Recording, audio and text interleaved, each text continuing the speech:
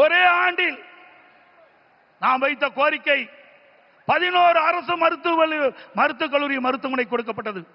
இந்திய வரலாற்றிலேயே ஒரு மாநில அரசுக்கு ஒரே ஆண்டில் 11 அரசு மருத்துவக் கல்லூரி மருத்துவமனை கொடுத்த வரலாறு கிடையாது.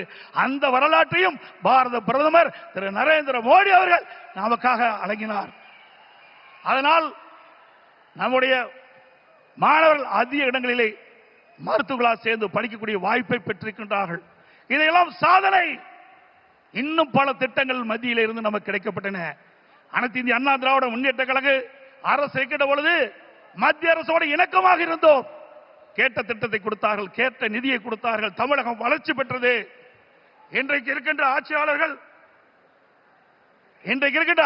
வேண்டுமென்றே திட்டமிட்டு மத்தியிலே குறை சொல்லி இன்றைக்கு லஞ்ச லாவணியத்திலே இந்த அரசு திளைத்துக் கொண்டிருக்கின்றதை நேரத்திலே சுட்டிக்காட்டி, அதோடு எண்ணிய எண்ணியாங்கு எய்து எண்ணியார் திண்ணியராப் பெரிய ஒரு செயலை செய்து முடிக்க எண்ணுபவர் மிக உறுதியுடன் இருந்தால் அவர் நினைத்தபடியே அந்த செயலை செய்து முடிப்பார் என்ற குரலுக்கு மிக பொருத்தமானவர் நமது பாரத பிரதமர் நரேந்திர மோடி அவர்கள்.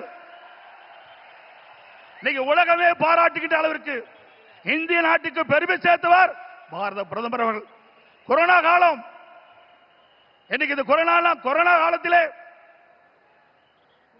அந்த வைரஸ் நோயால் இன்றைக்கு வல்லரசு நாட்டில் கூட மக்களை காப்பாற்ற முடியவில்லை. அந்த காலகட்டத்தில் விலை மதிக்க முடியாத உயிரை காப்பாற்றுவதற்கு அவர் எடுத்த நடவடிக்கையினால் லட்சக்கணக்கான மக்கள் உயிர் பிழைத்தார்கள்.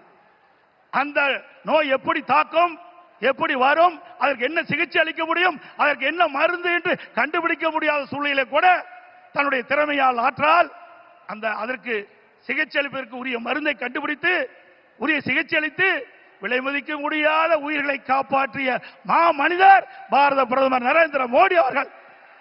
இந்திய நாட்டு மக்கள் மட்டுமல்ல, வெளிநாட்டில் இருக்கின்ற மக்களுக்கும் அந்த உயிர்களை காப்பாற்றுவதற்கு விலையில்லா மருந்துகளை கொடுத்து காப்பாற்றிய மனித நேயம் படைத்த தலைவர் பாரத பிரதமர் நரேந்திர மோடி அவர்கள்.